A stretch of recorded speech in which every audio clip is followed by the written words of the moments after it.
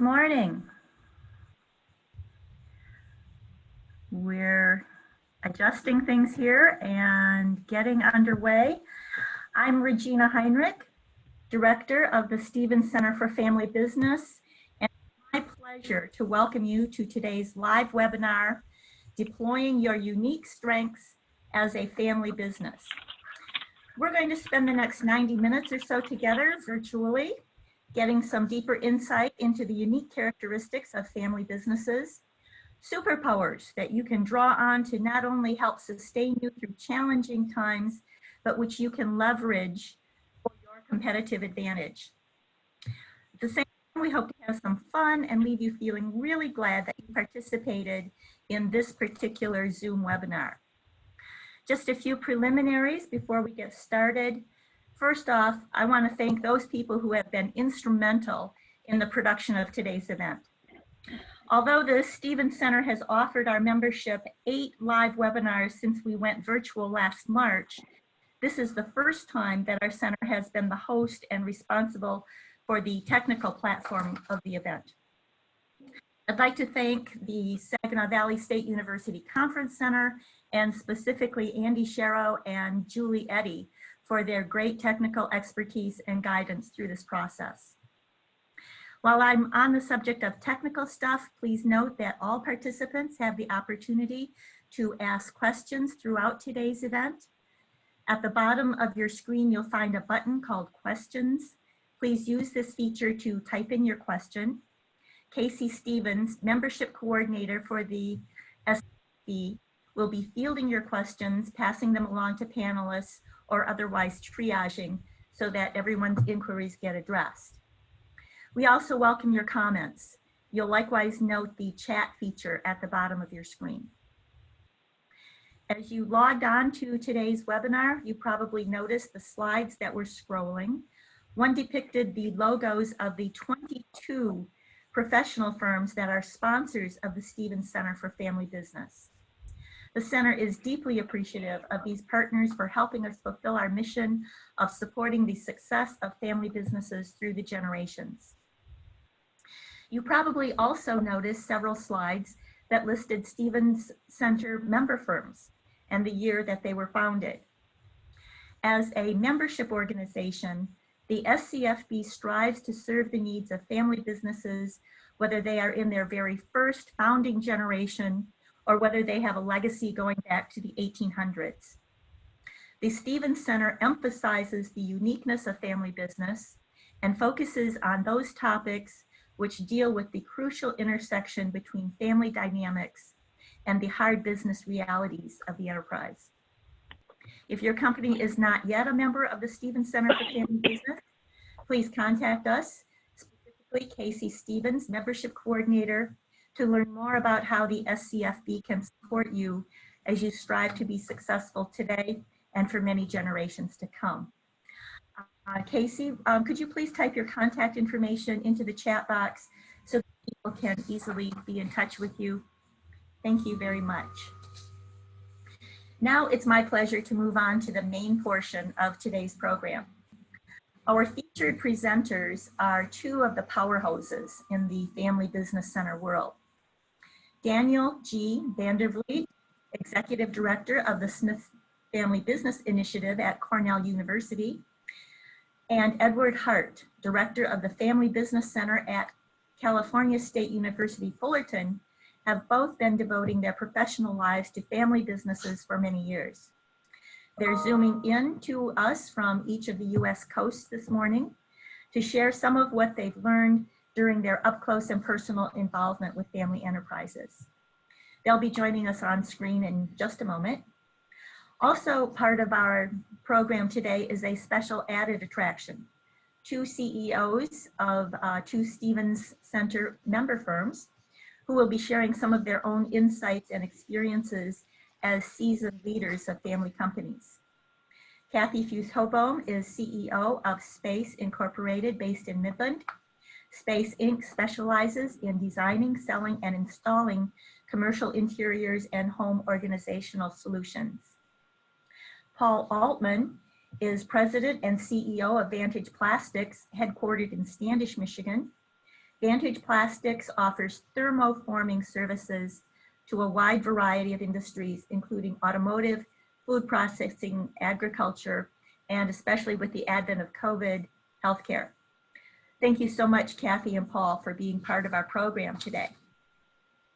So now if we could please bring Dan and Ed to our virtual podium.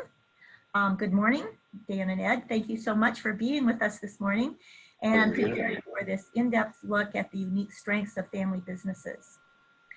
I'd like to mention that Dan and Ed and I have been friends and colleagues for many years. We are all active in the Family Business Alliance, an organization of the directors of the mostly university-based family business centers around the United States and Canada.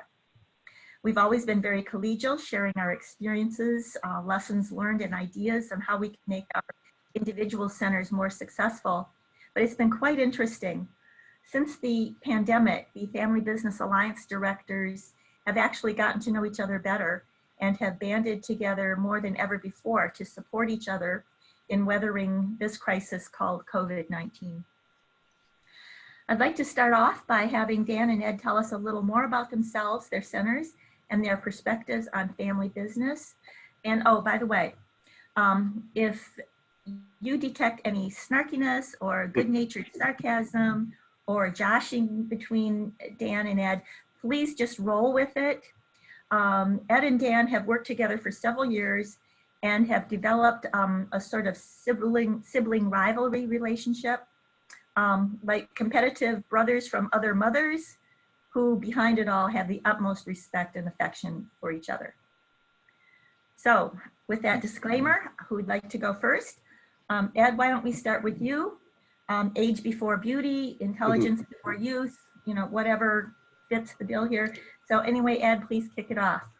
The dark ghost before the light ghost, right? Yes. Thanks, Regina. Oh, go ahead, sorry. Oh, you're involved with lots of family business stuff, so please tell us more about yourself and the center at Cal State Fullerton.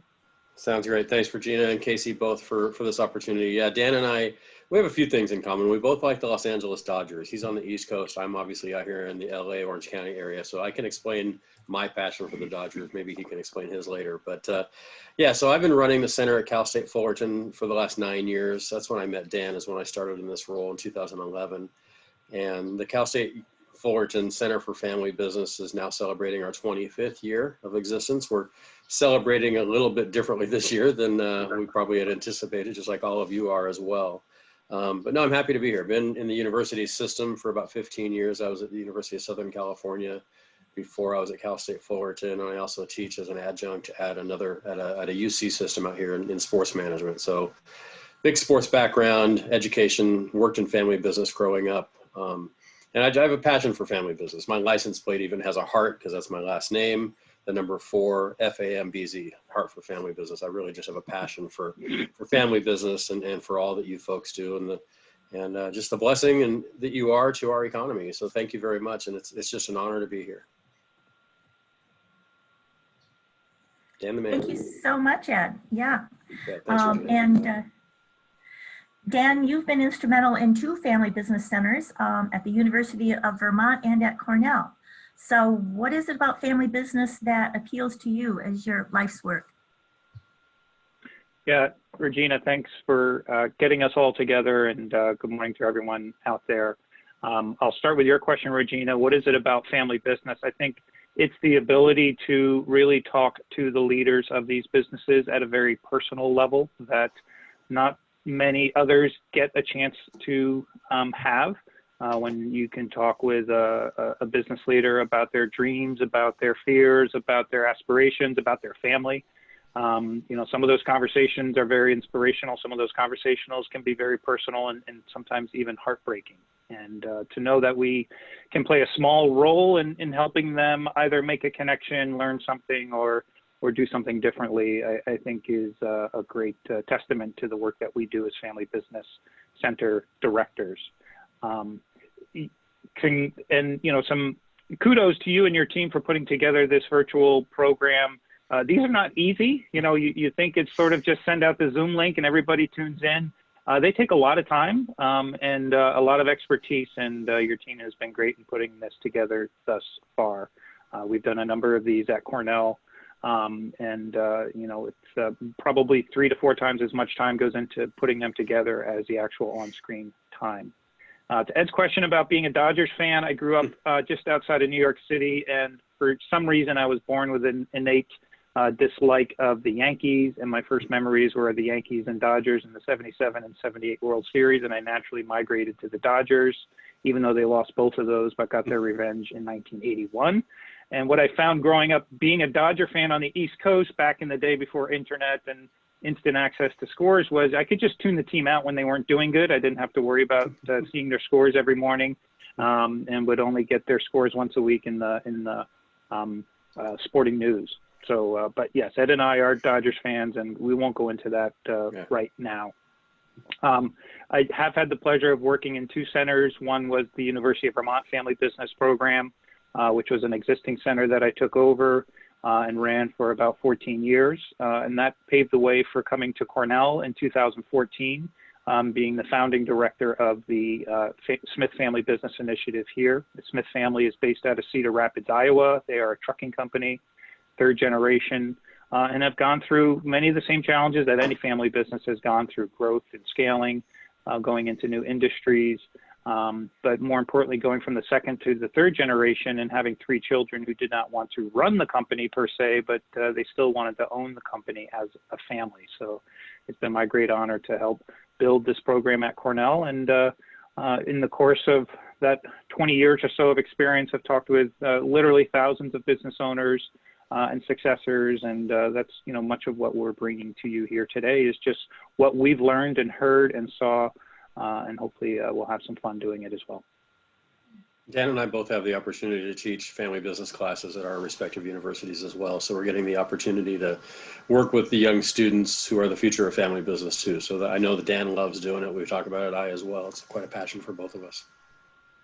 Wonderful. And, you know, one last thing I'll say, you know, part of the talk today is about innovation, pivoting, and looking for new opportunities. To your point, Regina, the Family Business Alliance is a great network. And for most of my 20 years in this alliance, we've talked about getting to know each other better, connecting more often.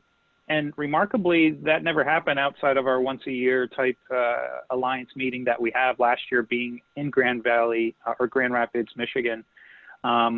But kudos to Ed for getting us together almost bi-weekly. And it really has been, you know, this virtual technology has been around a long time, but really it's only in the last 6 months that I think most of us have utilized it to, you know, even a portion of its potential. And I think that's, you know, part of the message here today is this is affecting us all. Each of us run family business centers, which in themselves are businesses, and we are looking for ways to continue to innovate and find new customers and, you know, and be able to survive and be relevant in an ever-changing world.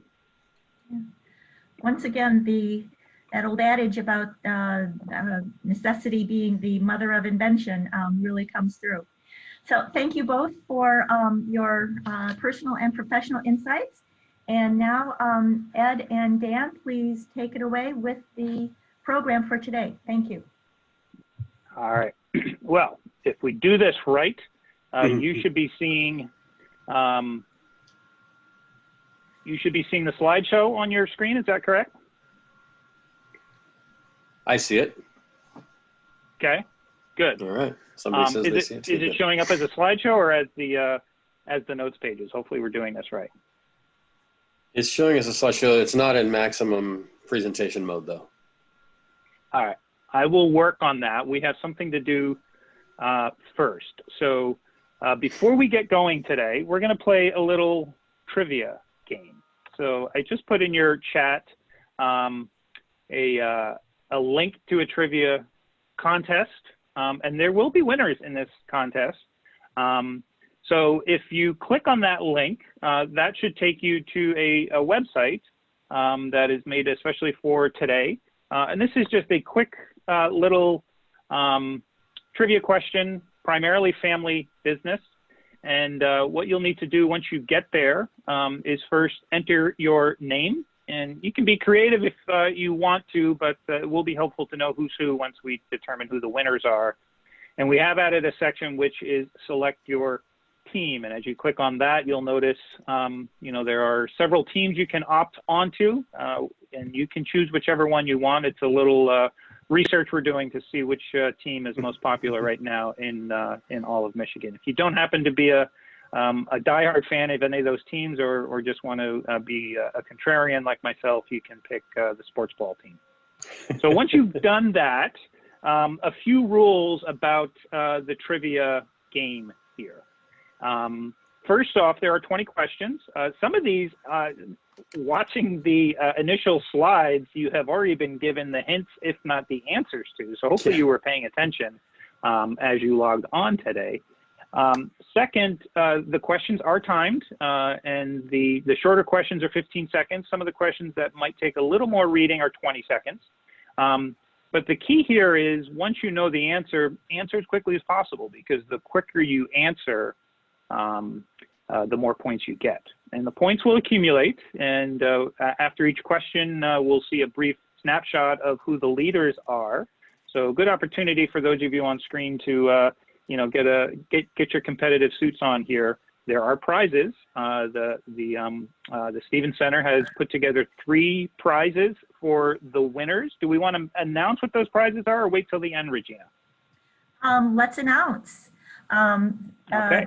The 3 top winners will receive each of them a $25 gift certificate to either the Frankenmuth Bavarian Inn, Zenders of Frankenmuth, or the Maple Grill. Okay. Good. So again, they're not seeing the link, so I'm going to copy and paste it again. And just actually, could you just scroll the chat's going by pretty quickly, and by the time I go to copy it, I lose it. So if somebody could just put it in there. I think what happened is I sent it only to Casey. I will resend that to all panelists. I think Andrew just did. Yeah. Okay. Good. Yep. Perfect. There we go. Sorry about that. So if you click in there, so this will take about 10 minutes. But again, there are actually some points in this trivia that will pertain to some of the points we want to make later on in our conversation this morning. So I'm going to give you about another minute to get logged on, and get ready to go. And then we are going to fire this up. People can enter into the chat as things are going. And hopefully we'll have a little bit of fun with this here today. So about another 30 seconds or so, and then we'll get started.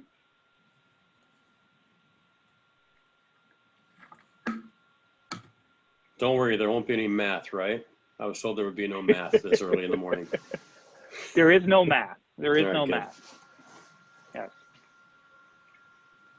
Okay, so we are in, are we going? We are. We got question 1 already up. All right, so here we go. We are off and running.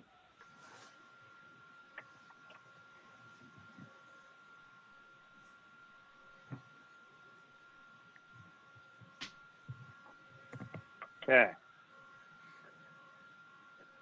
So, good job, Kevin. No? Looks like we all got it wrong. What happened there? Mm-hmm. Okay.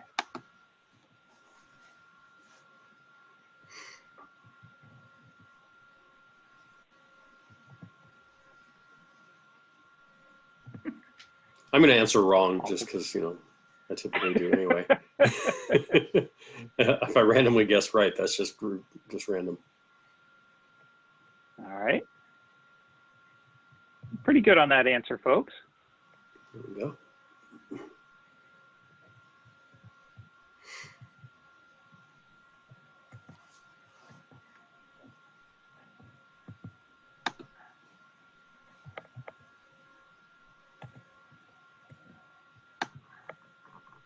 Awful quiet out there. People are working hard.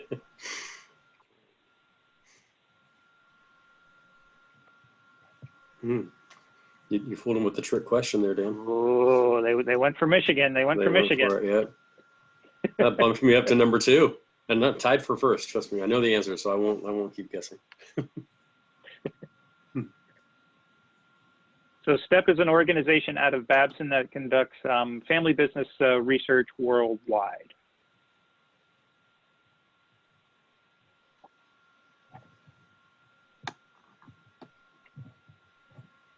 If you all want to unmute yourself for this and have some fun banter back and forth, you're welcome to do so. It's always fun to tease people that, you know, Dan and I do it all day long.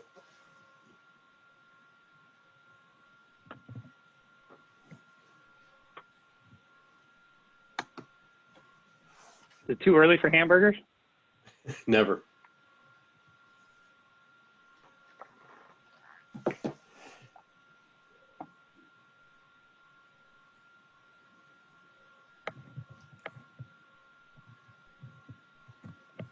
Okay.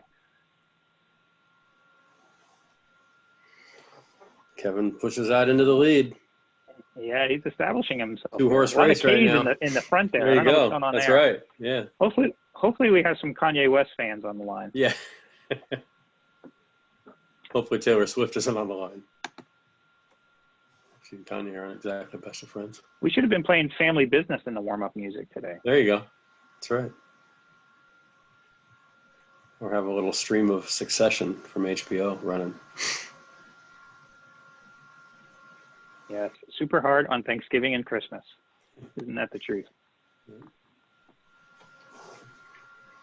Yep, Kevin, Kathy, and Kim. Look at that.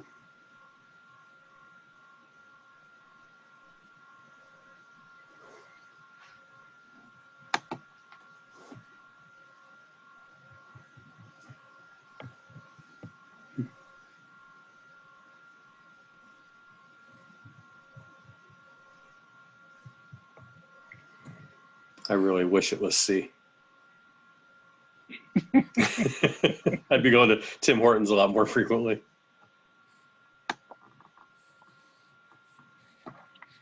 Oh, we have a C that moved into the top three. Sherry. Mm-mm. Yeah, this one I would not have any idea.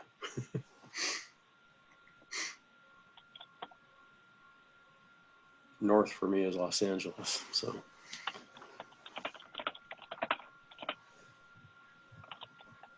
Yeah, everybody got just about everybody got Sheplers. We met that family a couple years ago when we were there last year. That was a great story. Yeah, fantastic. Yeah. Speaking of Succession, great show if y'all haven't watched it.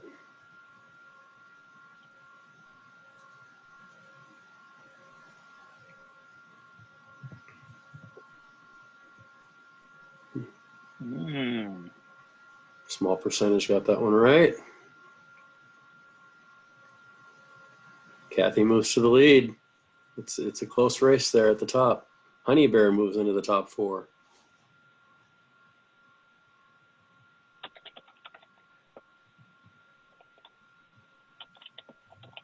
I love this one.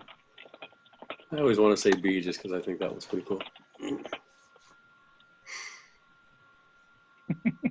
My favorite one I've seen is Family Business. Shut up. No, you shut up.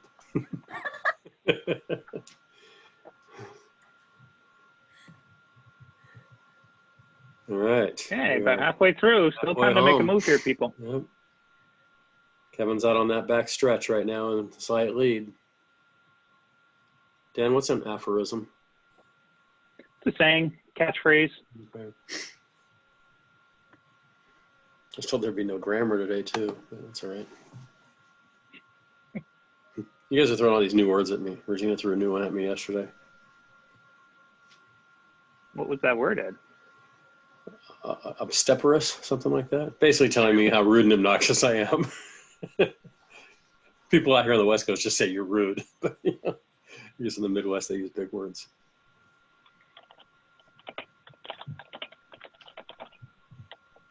Any of these families here today?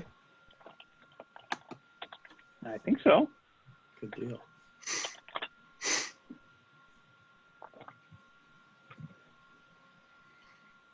Okay, let's see after 12 questions who we got in the lead here. Congratulations, Moulthrop Clift. What year were they founded, Regina? A long time ago. That's the 1863, scientific I answer. believe. Yeah. 1849, something like that. Yeah, they're really old. I suspect 25% or less are going to get this one right. Just my hunch. 22%. Yep. They blew things up, so they decided to make paint. Kathy pulling out into the bigger lead here on the home stretch.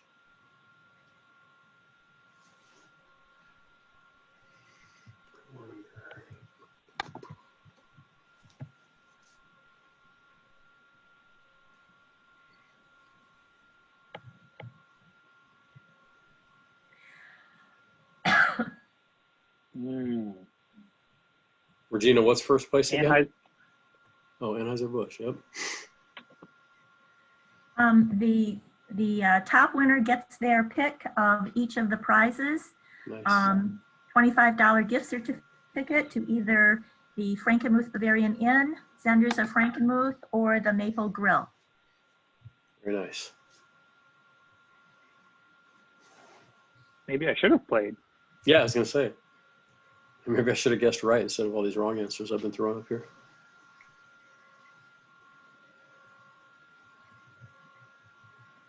Hoshi Ryokan will be speaking at our conference next month. It'll be very interesting. They were founded in the year 1300, so they are, Wow. I'm sorry, year 700. They're 1300 years 1300 in. years old, 40, yeah. 43rd generation.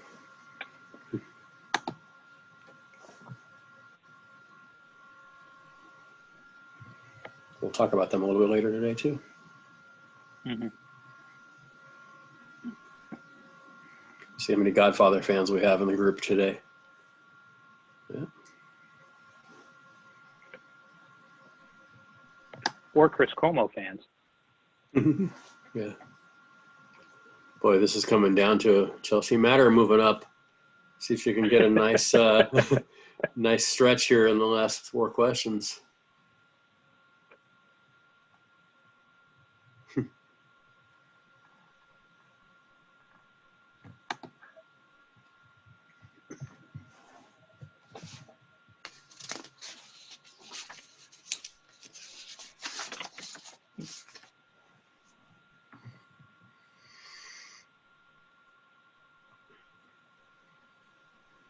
Kinky boots. Very good.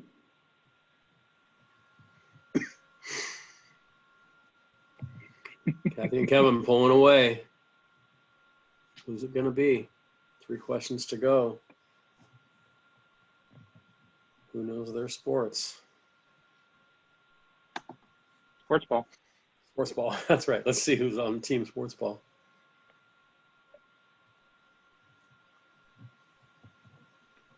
Very good. NASCAR, owned by the French family. That's a nice car. Kathy and Kevin, who's it going to be? Kathy and Kevin, you should unmute yourselves and start talking some trash here in the last couple of questions. That's what No, Dan and I do. they're concentrating. They're concentrating. There you go. That's right. Yeah, I'm making it worse with all my narrative.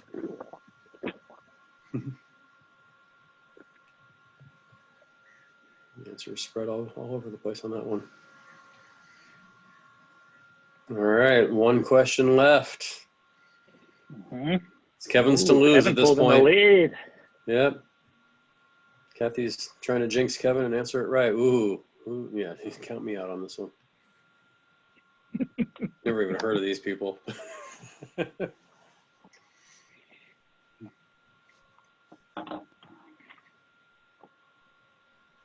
think Kathy's going to pull out a big upset here at the end. Let's see. There it is, the big reveal. Big reveal coming up right now. Kevin wins it, Oh, 634. Kevin, unmute yourself and here take the applause. Which team won, Dan? Does it show? Yeah, I have to take a. It should come up here somewhere. I'll take a look and I'll let you know before we're done here today. Right on. All right.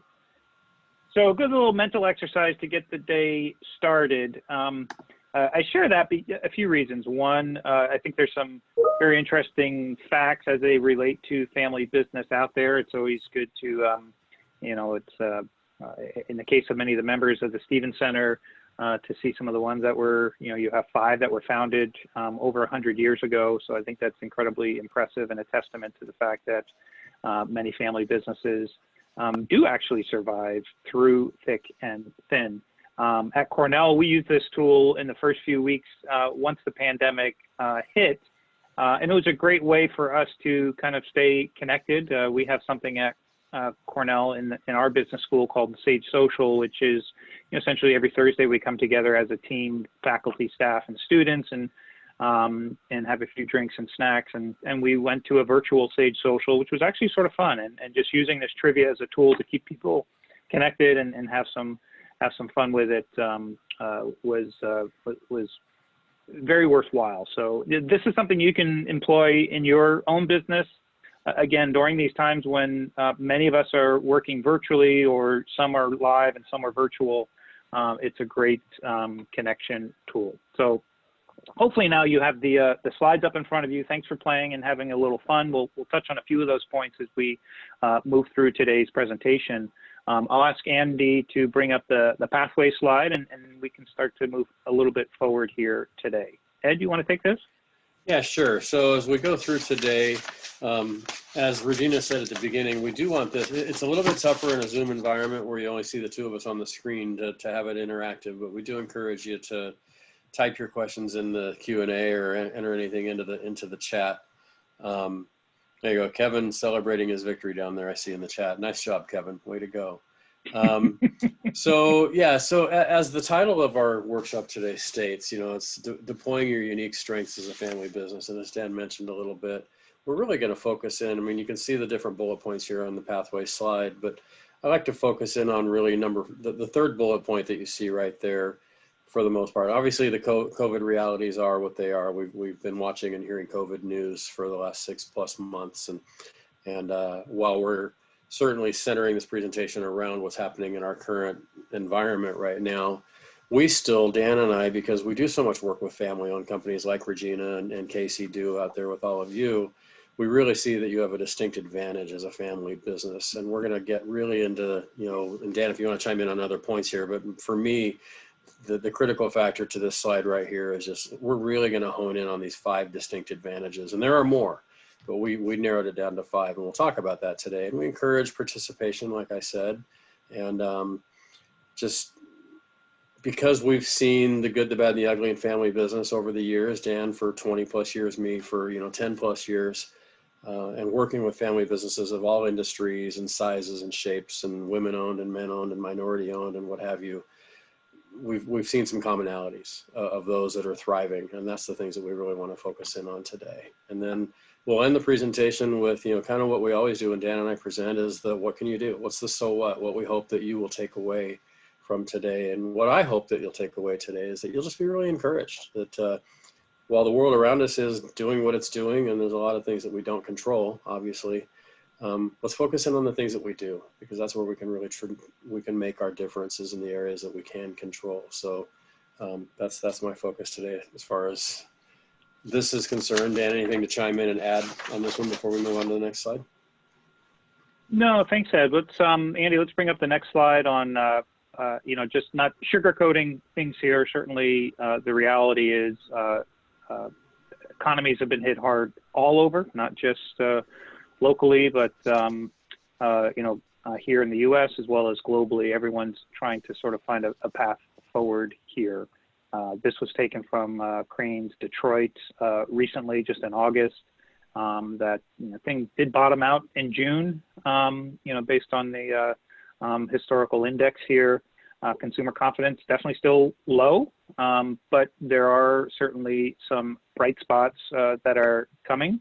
A lot of talk recently about vaccine, and as soon as a month or possibly a year. So I think the uncertainty there is going to remain, and even once it's available, I think it's going to be slow to have full distribution. So with that in mind, there is continued uncertainty and going to be fluctuations But, we are seeing people come back into society, if you will. Schools are opening up, and for the most part, at least here locally in Vermont and in New York, with a couple mild outbreaks here or there, we're actually seeing some positive news. In Vermont, we actually the governor just recommended 2 days ago that we can go back to a full 5-day in-person schedule, and in certain places in the country are already doing that. And here in California, Next slide. we're actually meeting in restaurants again. I met with 2 separate clients yesterday, actually in restaurants, obviously 6 feet apart and so forth. But yeah, and as Dan mentioned, there are a lot of bright spots. The housing market and auto sales have been stronger than expected. A lot of construction. What I'm noticing, my wife in particular is a big Home Depot junkie. She's the DIY of the 2 of us in our home, but we have noticed that there's a tremendous amount going on in the local, hardware stores and Home Depots, and probably where you are as well. People doing a lot of projects at home. I asked a group yesterday that I met with of a women's affinity group. We have a group of 10 women CEOs that meet monthly, and I got to go in and speak and meet with them yesterday, and a lot of them are doing, like all of you are, new projects at home and painting and putting in gardens and so forth. So certainly there's some retail that's been picking up. Some back to school sales, as Dan started to allude to earlier. Some schools are back in, some are not. I'm in California. We're a little bit, I think, behind in some of the things that we're doing out here. Recreational sports are big. People have been encouraged almost from the beginning of this pandemic to get outside. Go biking, boating, play. Golf courses are opening up pretty much around the country. Dan's a big hiker. He does a lot of climbing and hiking, and my wife as well. And we spend a lot of time outside. And then states are obviously collecting more tax revenue than they expected. I think a lot of it is some of the industries that are just shifting. Some of you are restaurant owners, and you've shifted considerably from how you serve people and having the curbside pickup, and now we have the outdoor dining. So there's a lot of new revenue coming in for the states and for the governments as well through this that was not expected. So, all right. Yeah, the other thing here is, just a backlog, so we sort of shut down for 2-3 months in some places. And as things have come back online, just a huge surge in catching up to what was in the pipeline and some new business as well. Let's go to the next slide, Andy. This is an interesting report from EY that, just talks about, how this is affecting it will affect all industries, and there are choices. There are certain ones that are coming out very strong, certainly anything in consumer technology and e-commerce. Delivery businesses are crazy. I'm blown away by how many deliveries we get here at the house now, just by virtue of me working at home. But I think that's a conversation I need to have with my wife in terms of how much is actually coming in. But we're just so much more accustomed to ordering things online now, always had been, but that has only accelerated now. As Ed alluded to, recreation is huge. Talked with folks in the ski industry here, and at the end of last year when all of the ski resorts closed, backcountry skis and telemark skis took off. They actually sold out, and what had been a very slow season turned into one of their best seasons ever. Bikes, boats, anything that allows people to be outside, because there's not a lot of activity going on, so people are forced to sort of find their own entertainment and recreation.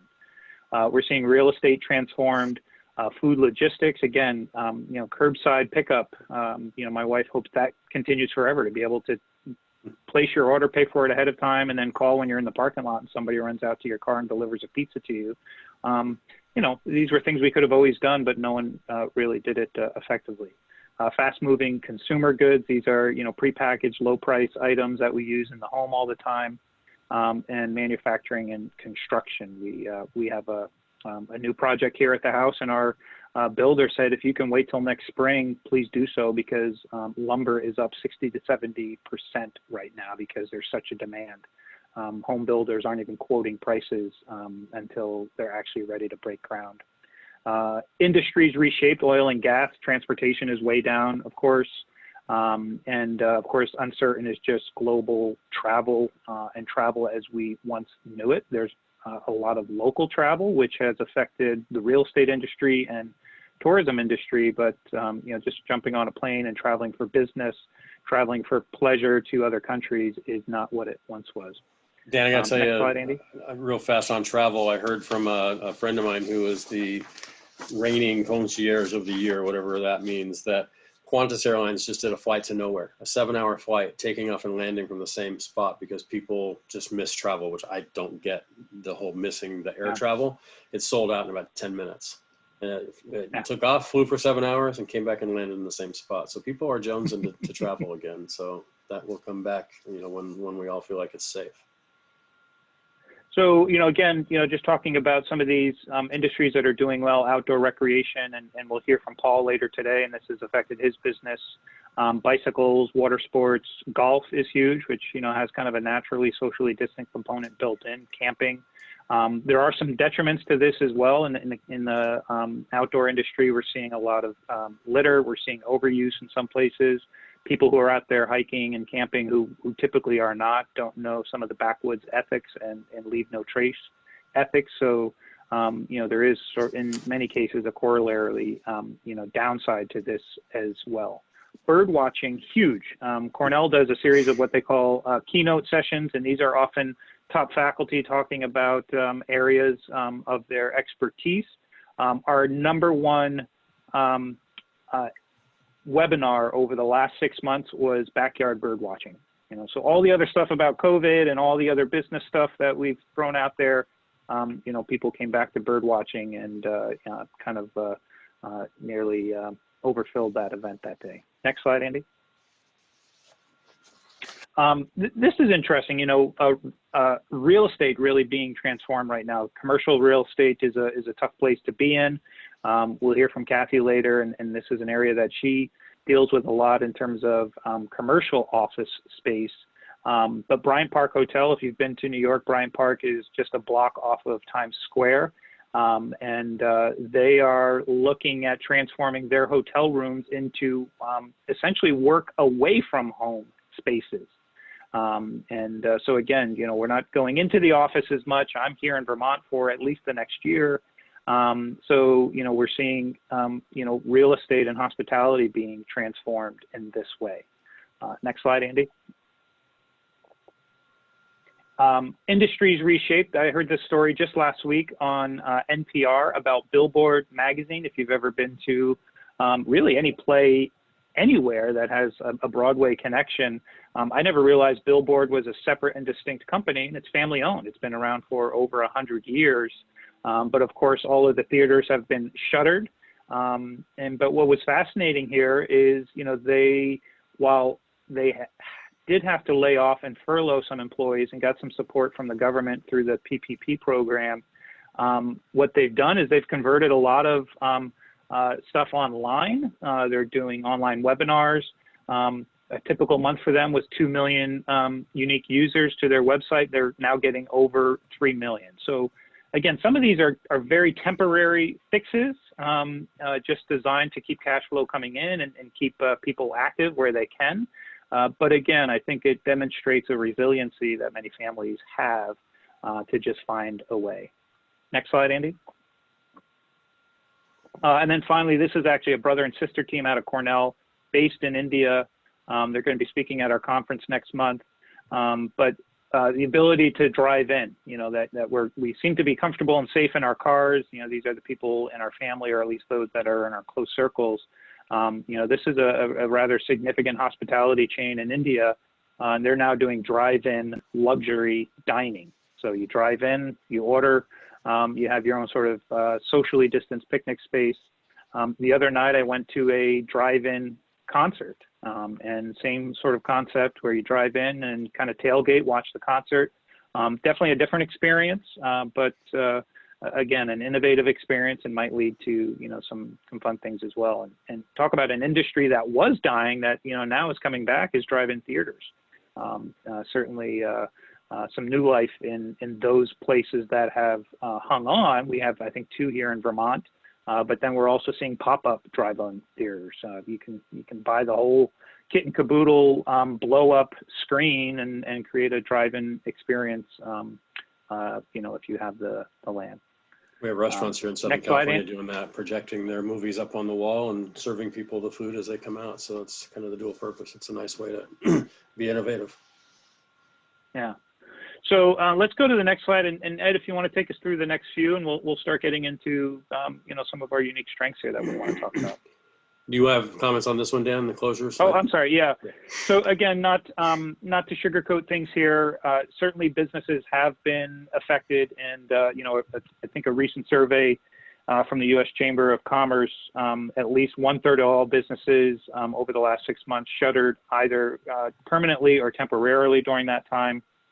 But I think more alarming in that statistic is that 1/5 of businesses indicated that they were 2 months from permanent closure. So there definitely is a little bit of gloom out there. And this is just an example of a 100-year-old company in Rochester that did have to close. They already dealing with competing against Lowe's and Home Depots, and finally decided there was no way to safely socially distant in their stores. Next slide.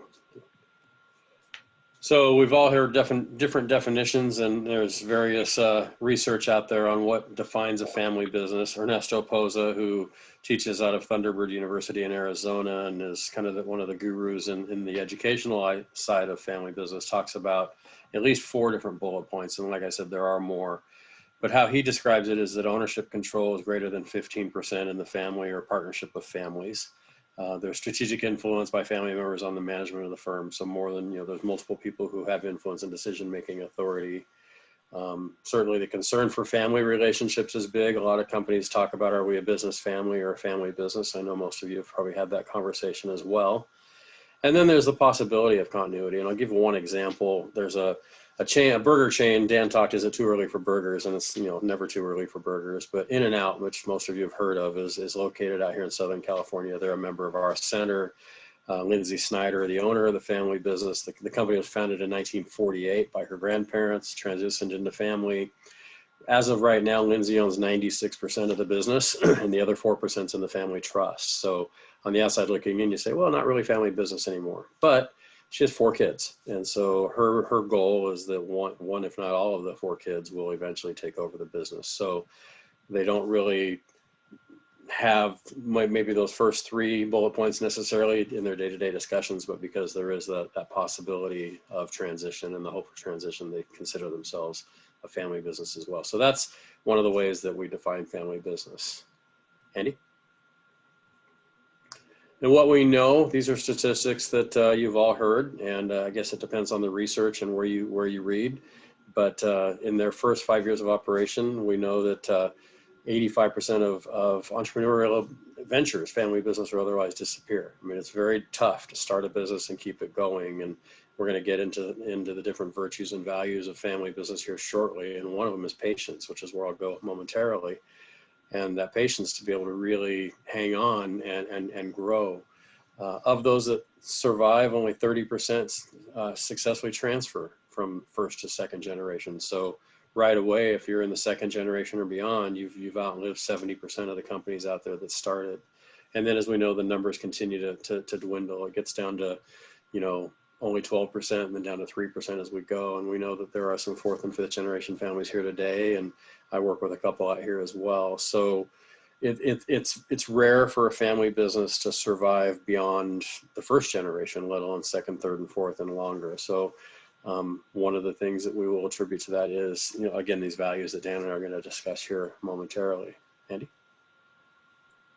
Andy, let's jump to slide 19 and just skip over this one. I think Ed already covered this in his previous slide. So, for the purposes of today, that the areas that we want to focus on and where we think you all have incredible power. First is values, and just as a family, the relationship between values and your business and why that matters. Second is this notion of patience. We've already seen in the opening trivia, numerous businesses on the line, over 100 years old. And why is it that some family businesses survive as long as they do, despite all of the pandemics and wars and economic downturns? Third is this idea of entrepreneurship and innovation, and what we've already seen around these businesses' ability to find a new way to get through. fourth is governance, and this is both informal governance, such as communication within the family, as well as formal governance. And then finally is trust. Next slide, Andy. So I want to talk about values, and if you jump ahead one more slide there, Andy, I find that for families, the ability to sort of imprint yourselves on your business, and the fact that in many cases your last name is the same as your business, it's virtually impossible to separate one from the other. And I think this is where families definitely have a great deal of power. So, this comes out to me often when I'm speaking with families, and I hear, things like some of the quotes on the screen here. And values are one of those things that I think as families, we know what they are, but we very rarely articulate them loudly. I know within our own family, there are certain things that I know we stand for and things we don't stand against, or we stand against, but often don't have those conversations. So I want to just for a few minutes do a quick exercise, and if we'll bring the next slide up, if you get a piece of paper, you should be seeing on your screen, about 100 different types of values. And for the purposes of this conversation, for the next 2 minutes, just write down 10 of those values on there that most resonate with you personally. So if you were to look through that list and think to yourself, what do I value personally? Maybe it's leadership, maybe it's innovation, but there's a lot there. And if what you value is not there, feel free to go ahead and enter your own value. But we'll keep it quick, and let's just do about 2 minutes on this, and take some time, and we'll take it to the next step. So go ahead and start, and you got 2 minutes, 10 values. Dan and Ed, while everyone's looking at the value sheet, I did have a question that came through for you. If you're ready for this, I can send it over to you or read it to you as well. Yeah, go ahead and read it, Jessica. Go ahead and read it. Okay, great. This question says, I've heard at least twice in recent months, business consultants say that they're observing that the current senior generations of businesses are not coping well with this particular crisis. They're inclined to turn things over to the next gen. Have you seen any indications of this yourself? I'll take a stab first, Dan, if you don't mind. Yeah, I'm seeing that for a couple of reasons. Number one, the older generations are being told that they should stay in. I know at our university in particular, on March 15th, we were told in California, if you're 65 and older, you're not to be working, you're not basically to be going to the office. My dean is 66, and so he was the first one to shutter, to go home. So yeah, definitely seeing that. A side benefit or effect of that I'm seeing, and a lot in the family businesses I'm working with here in California, is that the next generation is being kind of thrown from the frying pan into the fire. They're having to lead, maybe a little before they were ready. So if there's a silver lining, potentially, is that the next gen is really being thrust into that leadership role, maybe a little bit faster, at least early on when the offices were still, people were still going to the office. Dan, what are you seeing on the East Coast? I am seeing numerous instances that this has helped speed up succession in some businesses. Where a plan was already in place, and for many in the senior generation, this was just a good time to get out. This is akin to early retirements that many larger organizations are offering, and at the same time, the younger generation tend to be a little more resilient. They've seen a lot more flux, a lot more turbulence in their time. Oops. So this does present a good opportunity. The other thing is that M&A during this time is actually up. So, for those businesses that are shuttering, for families that are well positioned, this is a great opportunity to make some of those acquisitions and either grow through acquisition or move into new market areas. And I think we'll hear a story of that today as well. So our 2 minutes are up, and hopefully that wasn't too challenging, but made you think a little bit in terms of, what do I want to leave off and what do I want to include? Let's do that same exercise now, but let's do it down to 5. So you need to eliminate 5 of those 10 that you chose, and only end up with 5. And you only have 1 minute to do so. So go ahead and start and see if you can narrow that list down to 5.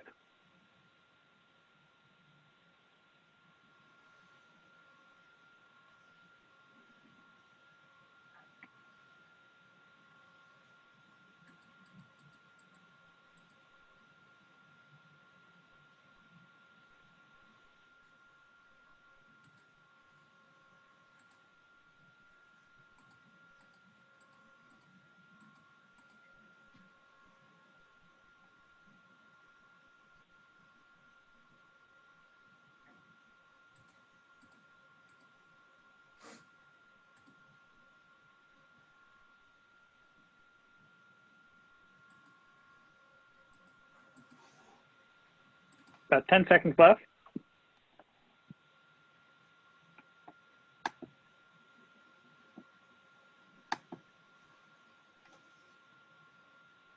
Okay. So, what you just went through is starting to create a bit of a hierarchy. What are the things that matter most? I mean, we could probably look at any one of those words on the screen and say, yeah, I do value that. But when it comes down to, having to choose, what are the things you most want to be known for or most resonate with you, that's important.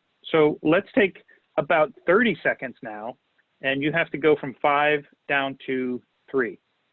So go ahead and start, and you have 30 seconds.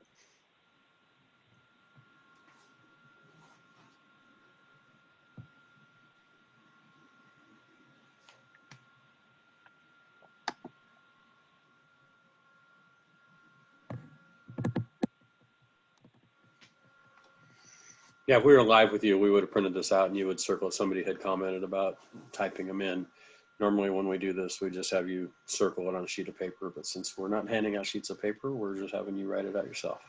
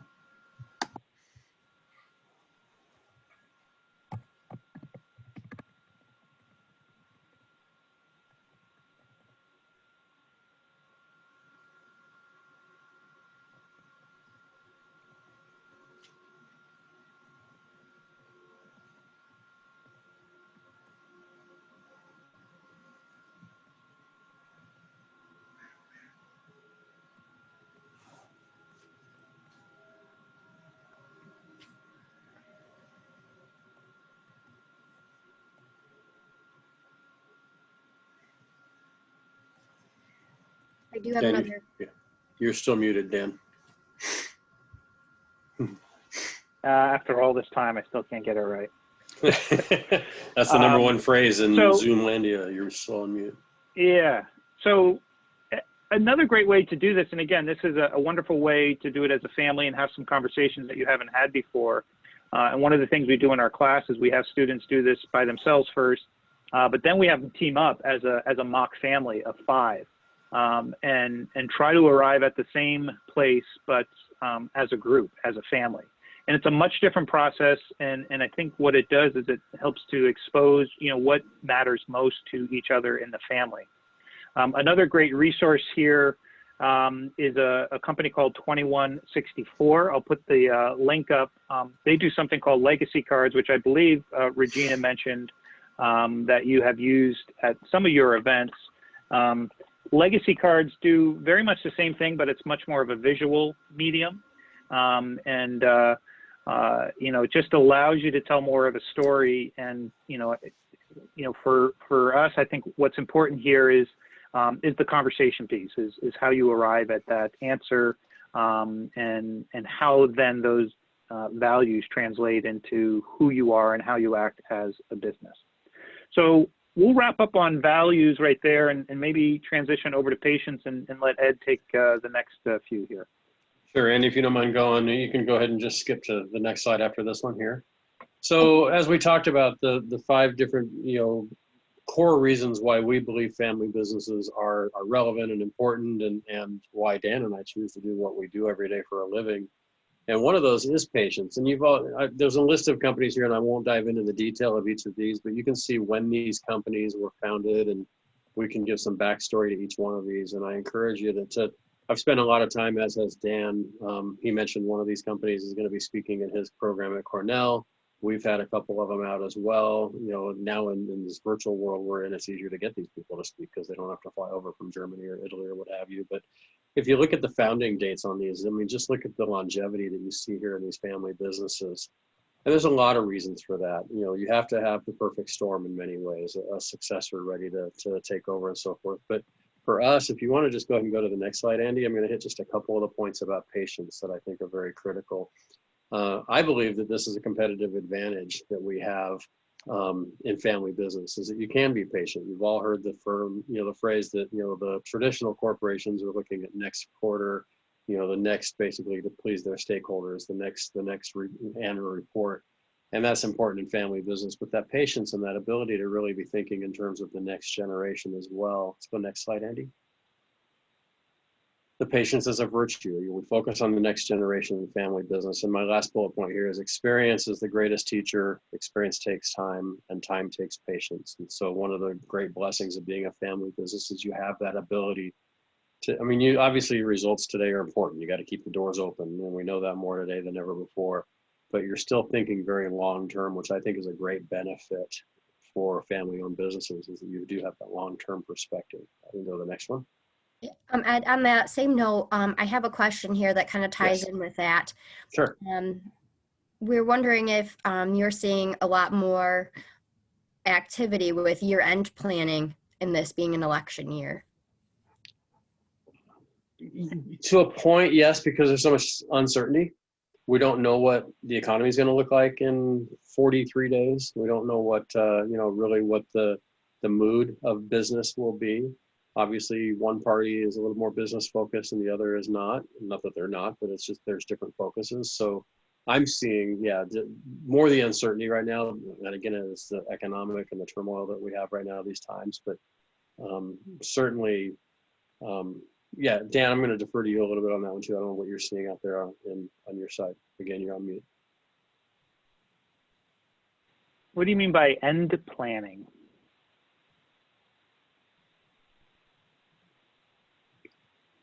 Any clarification on that? I'm sorry, it was year-end planning. Oh, year-end planning. Yeah. I can't comment specifically on that. I think, the general mood in the market right now is definitely, a level of uncertainty. And, I think the election is one thing. I think just continuing to open up different sectors. There's a bit of this, kind of feeling like in limbo here for the next few months. And unfortunately, I don't think anything's going to be settled in early November either. So this, could be, certainly, something that carries on into the end of at least this current year. Dan, you want to talk a little bit about patience with your example with SC Johnson, since this is your family? Yeah, well, actually, I'd like to bring on Kathy real briefly here and maybe just hear from her. Kathy, are you able to join us? I am. Let me turn on my video. There you are. Here. Yeah, we can take down the slides for a moment. Can you hear me? Kathy, I don't know how many, I can hear you and you look great. I don't know how many other members know about your business, but you're in office furniture, and certainly this is a business that certainly has some uncertainty right now. Give us a little snapshot of what's going on in your world. Well, as you can imagine, first of all, the entire industry is kind of waiting to see which direction everything goes. So we're hearing a lot of trends, and people now everybody's going to work from home, and now nobody's going to work from home, and nobody wants to really dip their toe right now into a direction. So that impacts our business. But to your point on patience, this is just the latest in what probably happens to a family business over the course of, 10, 15, 20 years.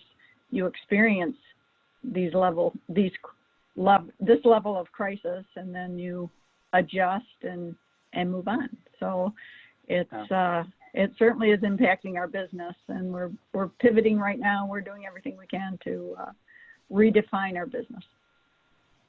Now, you mentioned that you actually enjoy working with the government. Is that correct?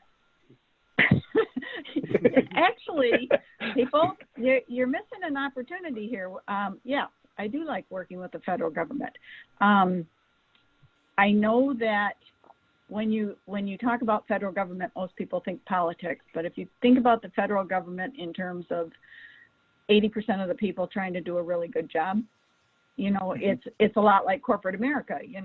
You're dealing with a group of people who may be hamstrung with certain rules and regulations.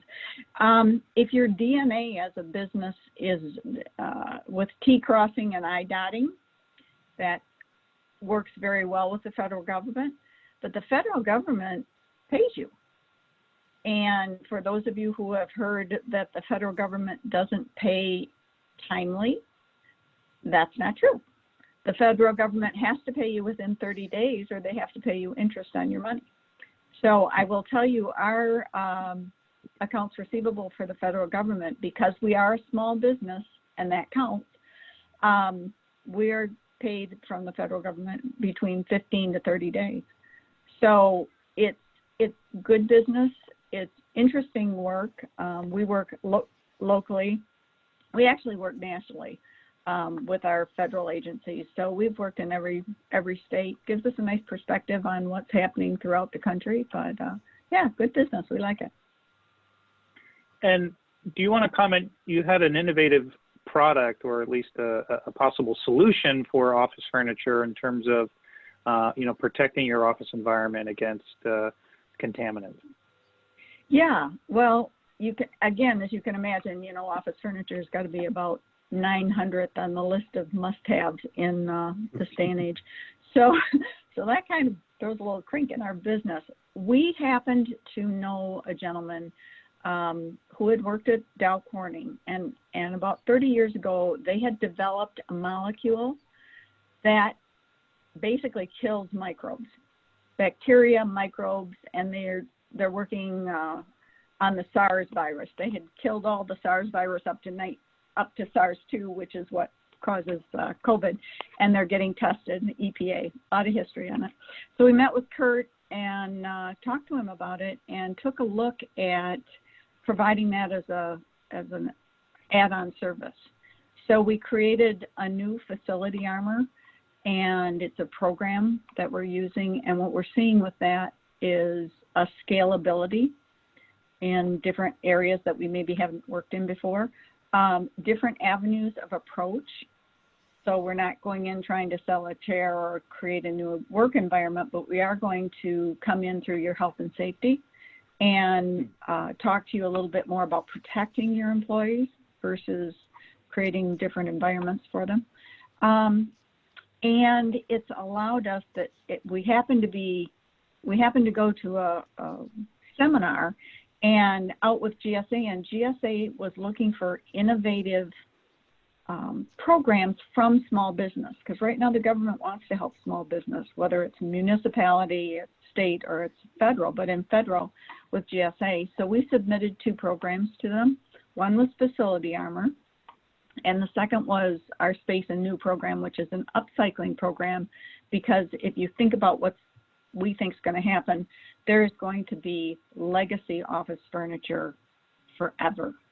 So can we do a redeployment? Can we, let's not put that stuff in the landfill. Let's not ruin the environment for our kids. What can we do with that? So we submitted both of those, and we're asking that those be added to our GSA contract. Right now it's going up the food chain. So we're a couple steps better than we were a couple weeks ago. So we're excited for that. Just got to be patient. Yeah, just patient. That's key. Yeah, Kathy, thank you. And I know here when we talked, I'm sitting on my wooden kitchen chair. I think it's time for me to upcycle into a good office chair, because this is going to be a year from now that I'll still be sitting in this chair. Yep, Awesome. yep. Thanks, Kathy. exactly. Thanks for coming on. Thank you. Thank you, Kathy. Let's transition, if we can bring the slides back up, Andy, into entrepreneurship and innovation. And I think this is an area where the general consensus, I believe, is that families don't tend to be very innovative, that they tend to be slow and insular. And this comes from just numerous talks and tracking words that people use when they talk about family business. But we all think that this is actually not the case. If you'll jump to the next slide, Andy.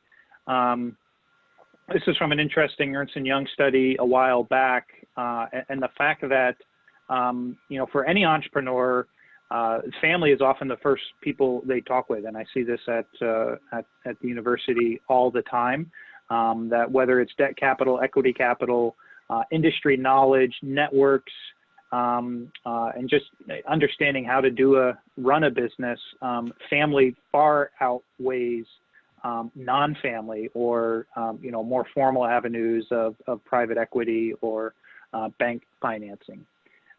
Let's jump over, Andy, to slide 31, if you will.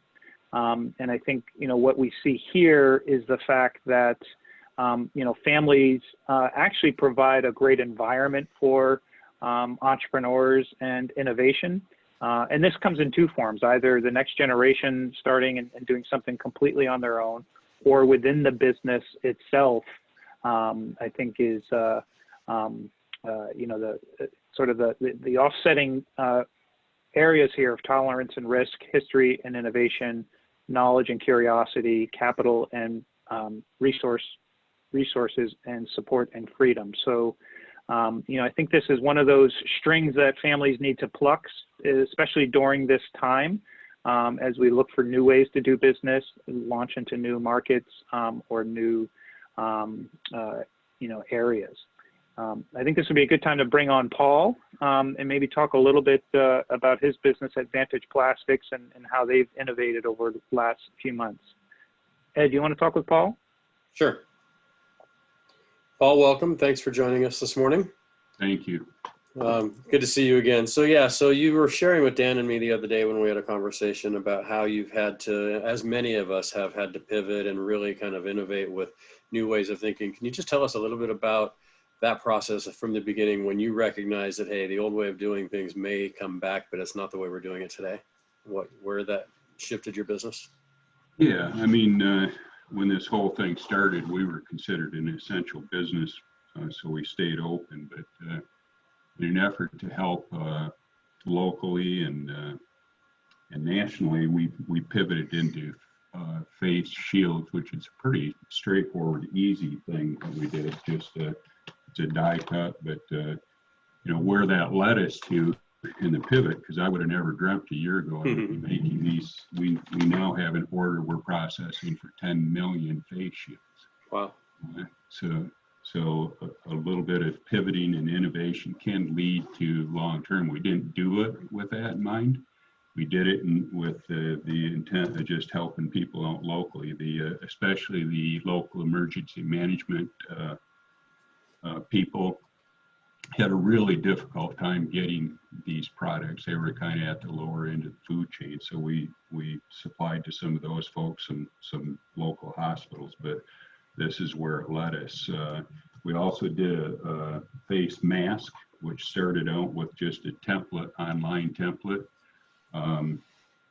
But our engineering design group went out and looked at facial profiles, so that they adapted it so it would, in theory, fit 96% of the faces that exist.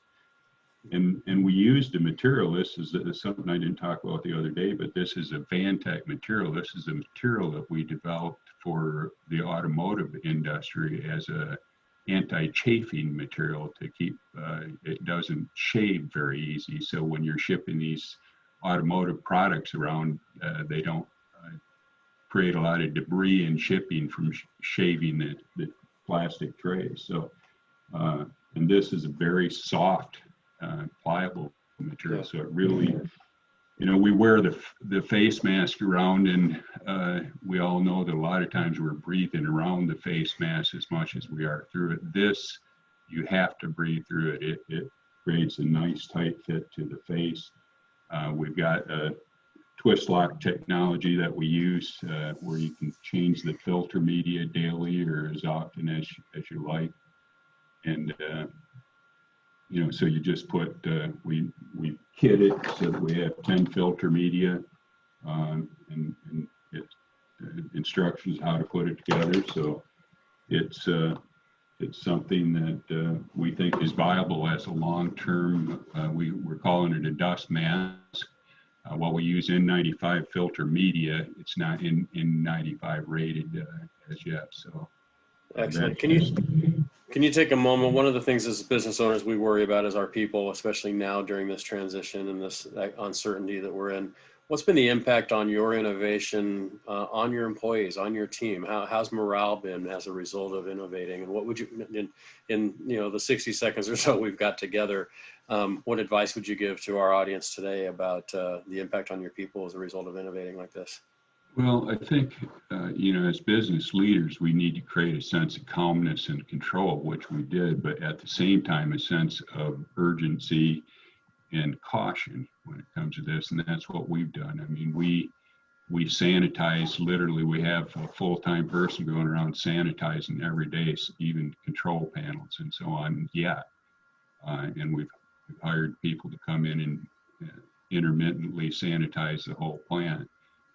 Encourage washing, the protocols that almost everybody's doing, taking temperatures and so on. So I think, you know, we move forward with intention of getting things done, but at the same time, use all the precautions we need to make sure that people feel safe when they enter here. And, you know, we gave this, the first thing we did with this is give some to employees, and not so much for them necessarily to wear here, but for them and their families to go out and be able to feel safe in public settings when they're going out to buy groceries or such. So Probably creates that sense of pride too in your people too. That, hey, we invented this and we're doing this and we're selling this and we've got orders for these all over the world now. That's pretty impressive.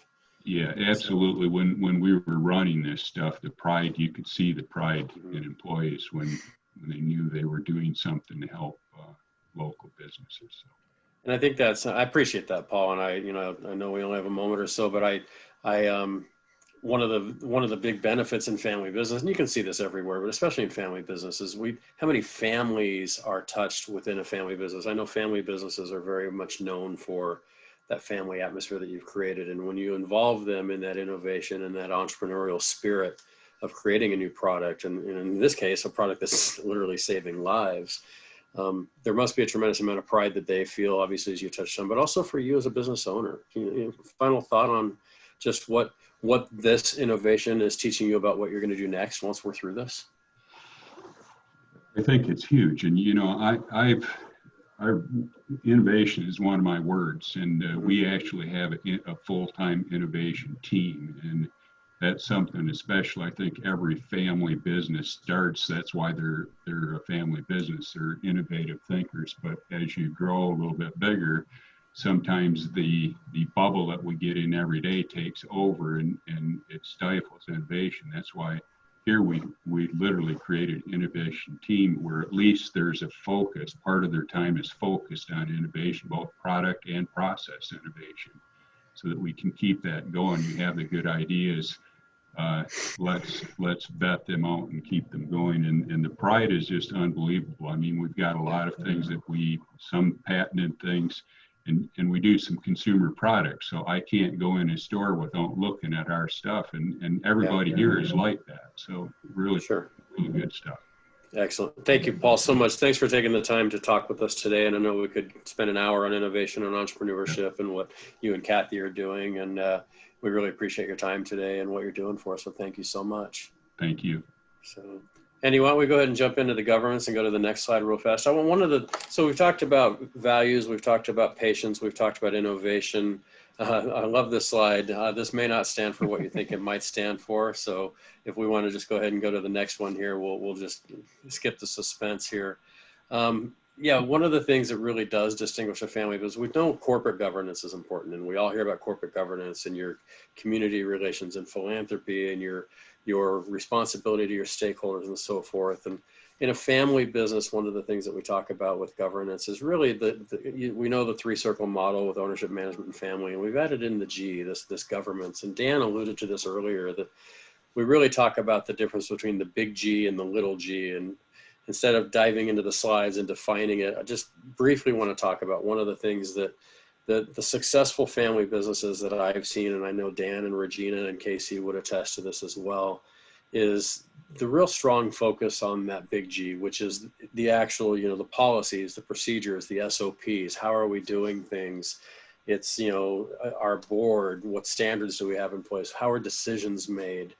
But then you also have that little G. The little G is more, how's the communication? What's I spend a lot of my time on the little G with family businesses, and really just identifying not just the decision-making process, that big G as we alluded to, but really talking about, just almost like hypothetically thinking through scenarios. Now, I don't think many companies, and if you did this, kudos to you, not many companies talked about what's going to happen if we have a pandemic. I don't think many of us saw this coming. What's happening now, obviously, is we are having those conversations about all the hypotheticals and things that could happen. But when you have real strong governance in your family business, you're able to really kind of think through the different scenarios and, the what could happens. And if you want to just go to the next slide, there are a couple of points I'd like to maybe go to the next one after this.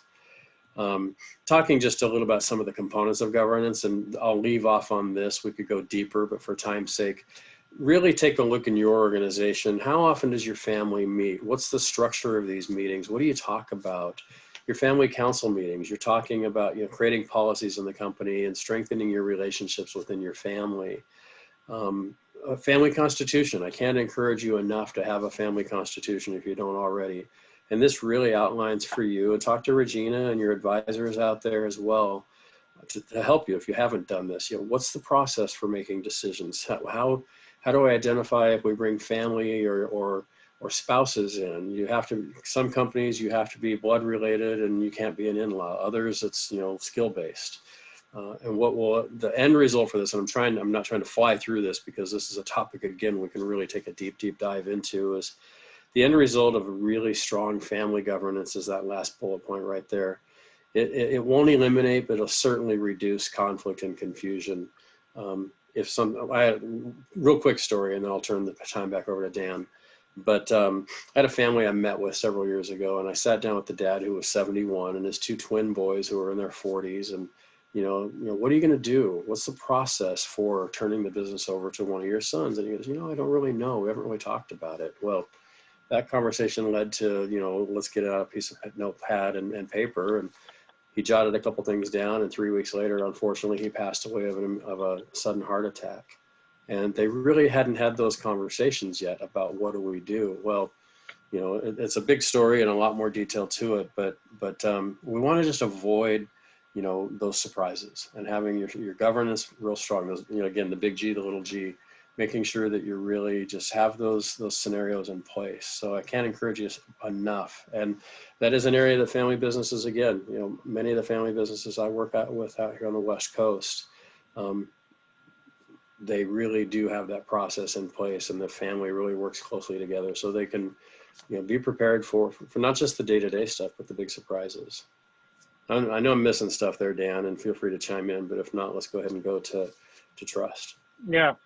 Andy, why don't we bring up slide 39, and just to sort of put a bow on governance. I cite this research often. This was actually done through Ernst & Young a few years ago, where they surveyed a number of family businesses that had succeeded into the third generation and beyond. These were granted very large businesses, some with as many as 1,200 employees or more.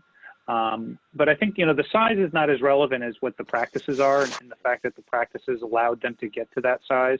And the two numbers that jump out to Ed's point are that 90% of these have a board of directors, and 90% have regular family shareholder meetings to discuss business issues. So, what I call the little g and the big G. The little G is, just the conversations that we have ahead of time, so that it removes the emotion from some of the conversations that can be difficult, like what happens during a pandemic, what happens when mom or dad passes away, or what happens when, there's a fight between brothers and sisters. And then the more formal board of directors, you know, that really are sort of the sets of rules and expectations and how we'll make formal decisions in the company. So to me, this is probably the one thing that successful families do better than any other, is just have a formalized system of communicating. And families aren't good at that. You know, I know within our own family, you know, again, there's a lot of unwritten rules, but and if you're to stop and kind of write those down on a piece of paper, you know, that can be very challenging at times. But, you know, that's really, I think, what separates the successful families from the ones that often get torn up in, you know, some of the conflicts and minutiae of details. Let's jump to slide 41, and we'll summarize here and just talk about trust. And as we think about the next slide, Andy, please. So, you know, we've talked about this idea of, you know, the relationship between family and business here. And especially during this time where we're seeing an incredible breakdown in public institutions like the government, both here as well as elsewhere. Families have this sort of magic wand of trust. Like, we want to do business with people we know and people we admire. I know, you know, I often choose my local hardware store just because I know the family and I've seen the generations come and go there. They're also easier and better to deal with. You know, sometimes there's a price trade-off, but not always when you really factor in the real costs. But, you know, there is sort of this one notion that, you know, as businesses go through succession, that 73%, they need to be able to establish trust with the next generation as well. So I think that's something to keep in mind as businesses do plan on the next generation, how you bring that generation on, and how you develop them as leaders and put them into positions so that when that change does occur, there's not a concurrent lack of trust that possibly comes in the family. And then the last one I want to share today and just leave you with this is a concept called extremophiles. And I think it's important in the notion of trust, in that extremophiles are businesses. It's actually a biological term about organisms that often dwell in areas without light and extreme heat, or lack of any sort of nutrients or other resources. It's been applied to family businesses quite a bit lately, in that they're able to adapt their internal systems and external activities to the emergences of an extreme environment. And I think we can all agree we're in one of those environments now. And so what we are seeing is this growth of new business and new ways of doing businesses. You know, as we move beyond our own economy here and look at many places like Venezuela, like Colombia, and some of the places in Asia, we're seeing actually these families play an important role in stabilizing the local economy.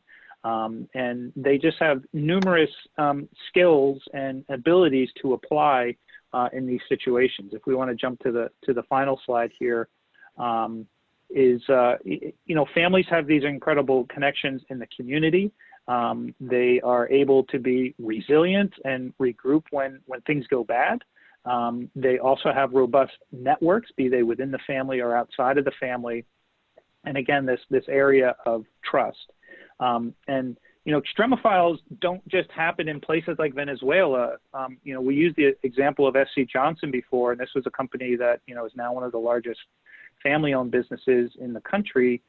They are considered an extremophile by virtue of the fact that they really came into prominence during the Great Depression.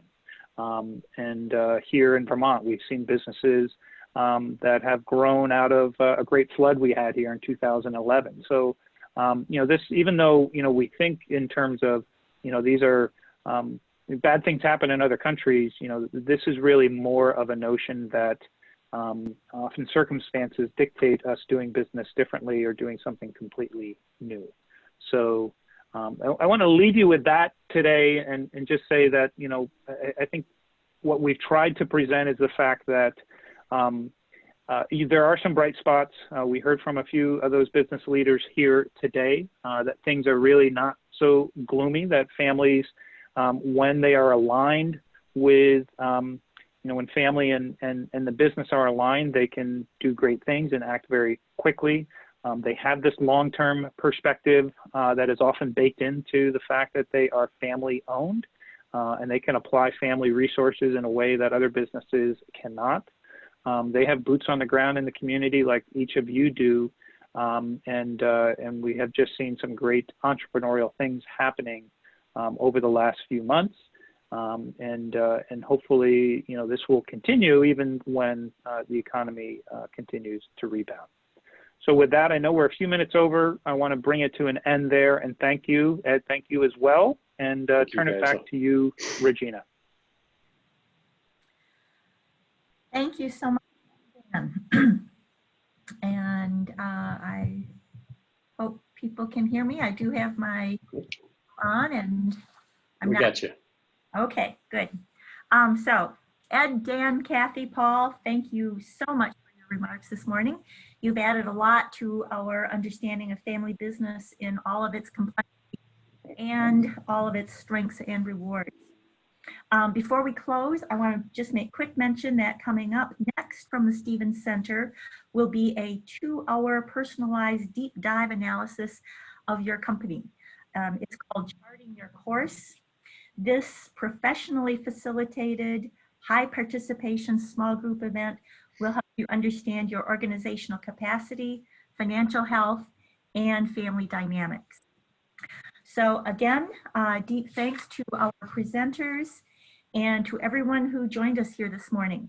As we're signing off, I just want to wish you a great rest of your day with the hope that you'll be able to enjoy this fantastic weather that we're having beginning of autumn in Michigan.